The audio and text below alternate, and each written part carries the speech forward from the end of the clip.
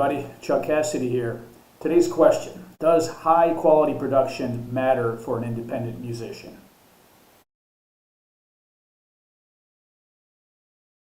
Today's musical landscape bears no resemblance to what it was, say, 20 years ago. I've debated with many a musician and bandmate about what this means to folks like us trying to find success in a completely different universe, especially if you haven't started before the year 2000.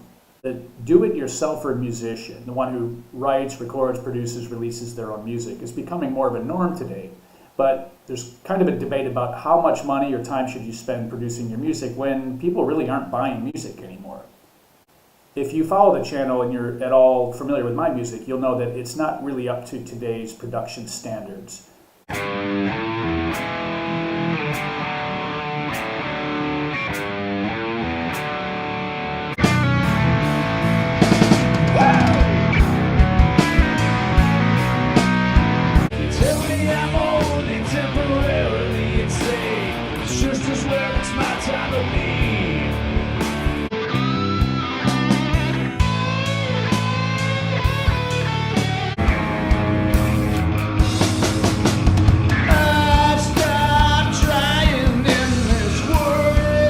I use a popular software called Cubase, which a lot of people use, and a pedal called, where is it? It's down here.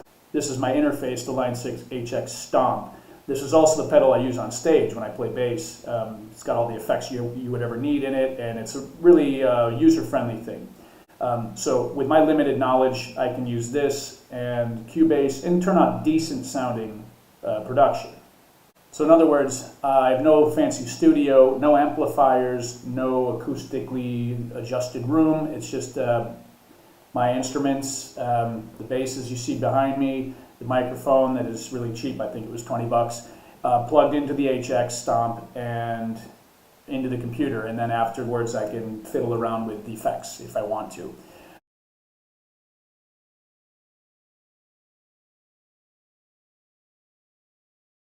It's long been my contention that if your music is good, in other words, your songwriting is good, that the production shouldn't matter so much. I'm a classic rock guy, and I would put my production up against a lot of 70s recordings now with today's modern technology. But today's standards are different, most people will tell you.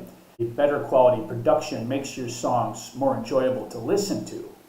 But having released a few albums with different bands over the years with professional production and having not earned a single cent from any of those albums, zero fucking sales, I've abandoned the idea that you should spend any money on production. So as a solo artist, the Chuck Cassidy Music Project, I've released over 20 songs to date, and I've yet to sell a single copy.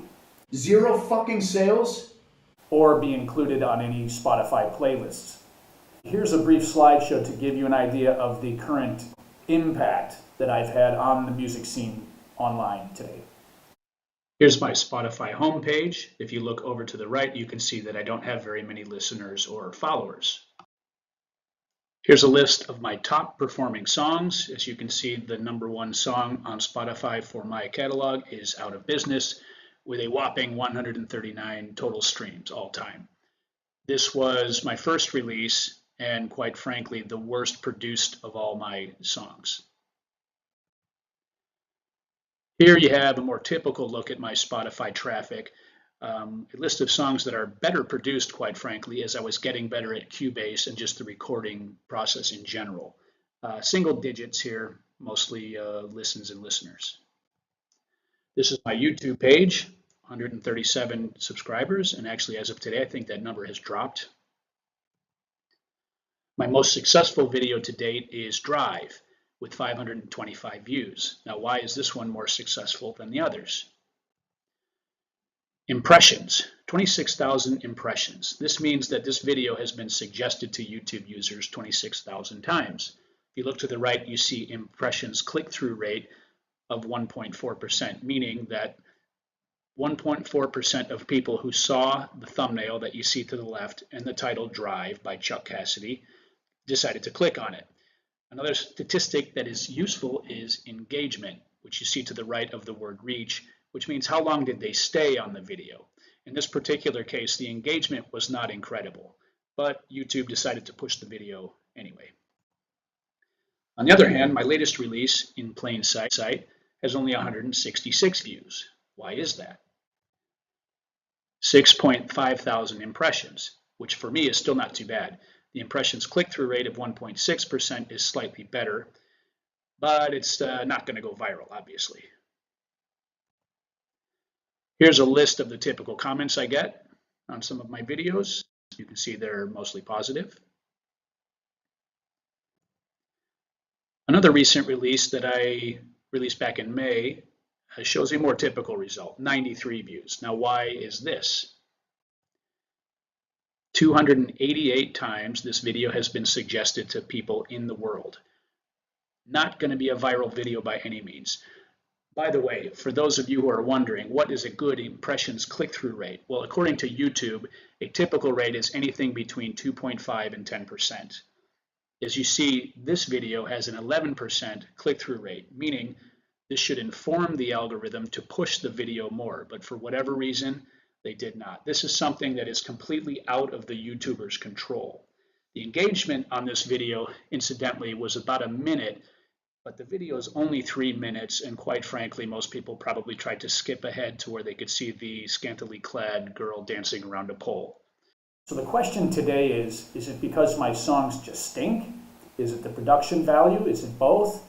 And finally, if I get a song professionally produced, will it get more attention on the platforms or sell any copies? So a while back, I released a song and I put a short promo on Instagram. A follower messaged me privately saying, dude, I like your music, I like your songs, but your production sucks. Let me and my buddies produce your next song. So even though I've never met the guy, I entrusted him with my next recording. We had some fun conversations and some messaging back and forth. He's a heavy metal musician from New York. So this video will attempt to accomplish 2 missions. Number 1, you'll hear before and after.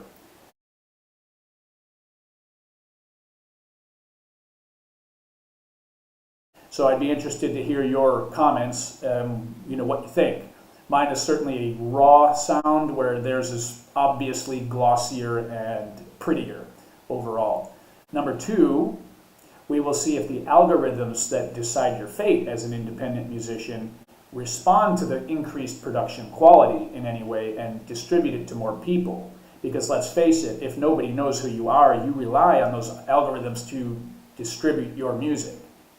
And then what will the reactions be? Will I get more positive feedback, or will it be any different than the feedback I've already had of my other songs?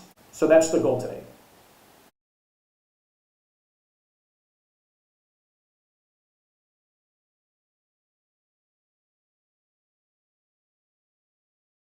Okay, so are we ready for the before and after comparison?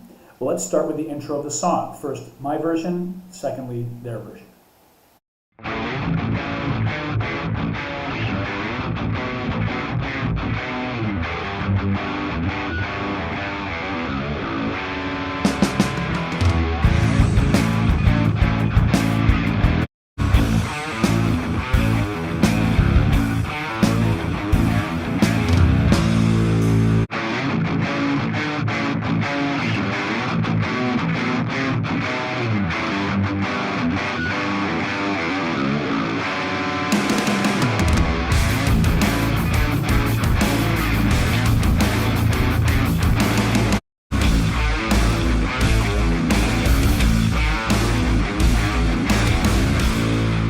You may have noticed a change in the bass line that they added. Tell me what you think about that. Mine was a single quarter notes, whereas they used eighth notes to give it more of a bouncy feel. Tell me what you think. Okay, so now we'll get into the first verse and the vocals, and I think this is where you'll notice the biggest difference between my version, which will be first again, and their version. Smiling in silence, enjoying my last dance. This is in your chat, misread circumstance. Smiling in silence, enjoying my last dance. This is in your chat, misread circumstance. Looking for openings, dying to intervene, pushing opportunity, target who you cannot see.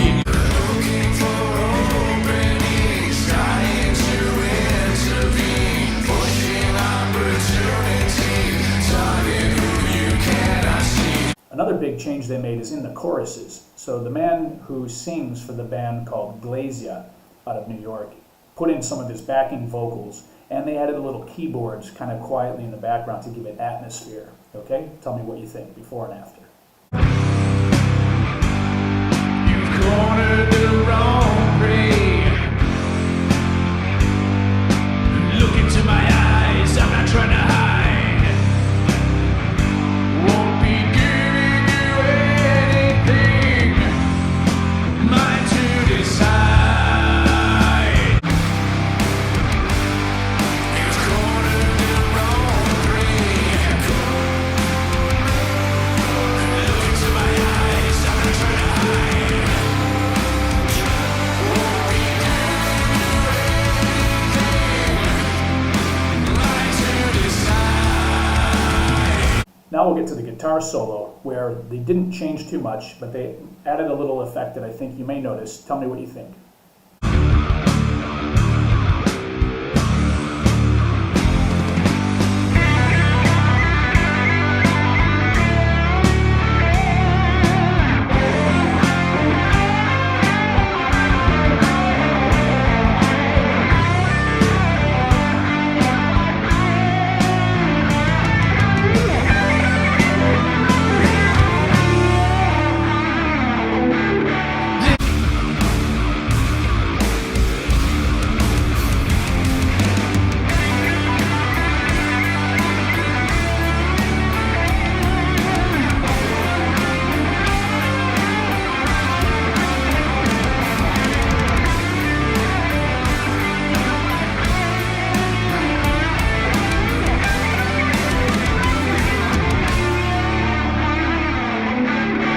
Okay, the last verse included some harmonies done by me. The man from New York added some of his harmonies to give it a little more power. See what you think.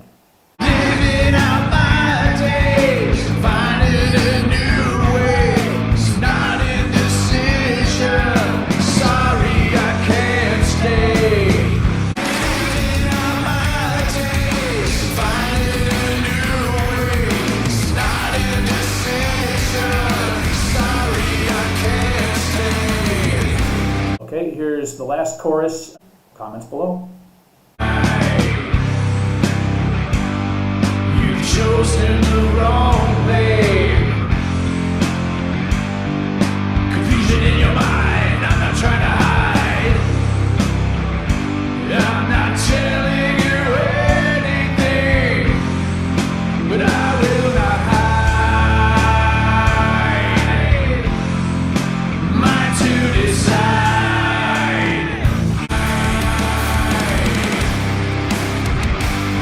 You've chosen the wrong lane. Confusion in your mind, I'm not trying to hide. I'm not telling you anything, but I will not hide. Mine to decide. So up to this point in the video, all the filming and editing that I've done is pre-release. The song will be released in about 3 weeks, but there will be a music video on YouTube this Saturday. So once I wait the 48 to 72 hours, which is when the bulk of the distribution of your video will be usually, then I'll have a look at the statistics and the feedback. So 2 weeks after that, the song will be released on Spotify and most of the other streaming platforms. A few days after its release, I'll check the statistics there again to see if it's getting any increased traffic or if there is no difference or even less traffic. And we'll come to a decision. Does it work? Does production matter if you're an indie like myself?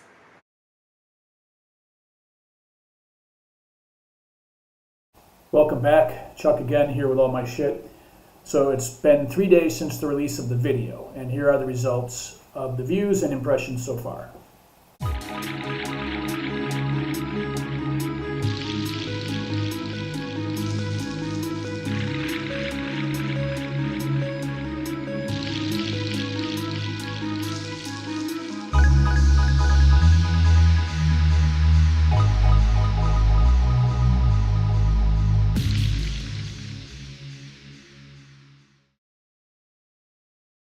as you can see, it's not exactly blowing the doors off of YouTube, so not much happening there. Compared to my other videos, music video-wise, it's about the same as my more successful ones, but it's nowhere near the success or the number of impressions that Drive got, the one I showed you in the slideshow earlier on. Well, it seems for now that good quality video and audio production has no real impact on the number of impressions that YouTube gives you or YouTube suggests to YouTube users. So let's see what happens on the other platforms.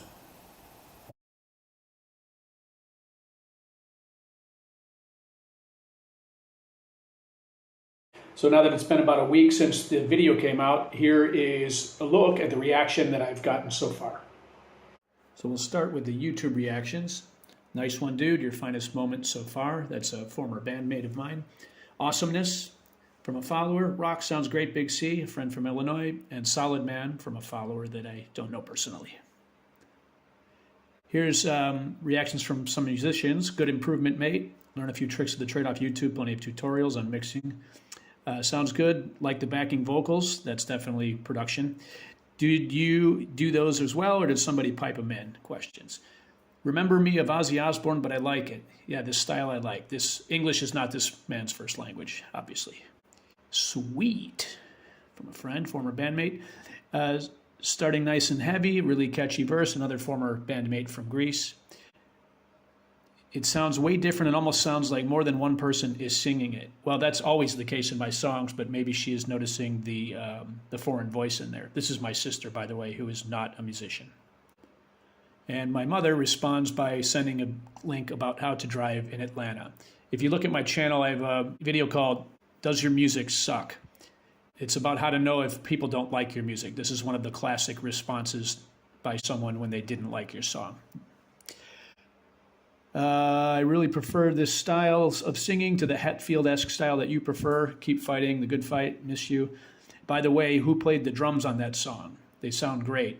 The last one was an interesting comment because all of my drums are programmed. They're fake, including this one. But obviously, there was a big production difference in the drums. I struggled to get my drums to sound authentic and big, and these guys were able to do that probably pretty easily. So overall, the reactions were positive, obviously, but not much more positive than most of my other videos, music videos, that is. However, the production difference was noticed by almost everyone, it seems, even the people that are not musicians. They noticed it in their own way, but they definitely noticed it.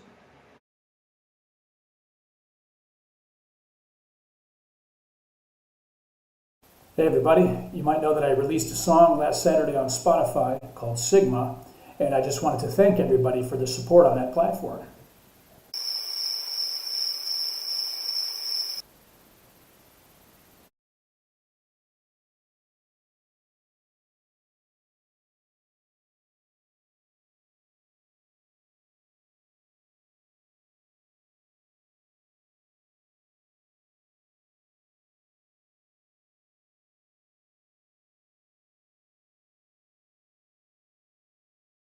So on Spotify, for about the last 15 songs I've published, I've submitted each song for playlist consideration, which is a good way to get more plays if you're on a type of a playlist that represents your music or the kind of music you do.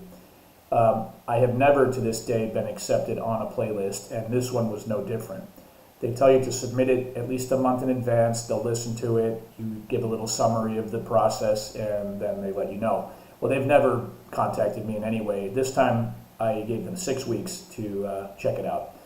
And so the increased production quality did nothing to influence the people at Spotify to push the song or the algorithm on Spotify. Now, before you jump to conclusions and say, well, maybe, Chuck, maybe your song's just not that good. Maybe your songs in general aren't that good. Well, for some of my songs, you could certainly say that. Some of them, I think, in hindsight, are a bit mediocre, a bit blah. This one, I won't accept that criticism. This is one where I really put some thought into making it a nice, fat, groovy, and commercially acceptable song. And most of all of the feedback has indicated that I've done exactly that. So make better content, write better music, and things will happen. Doesn't seem so, does it?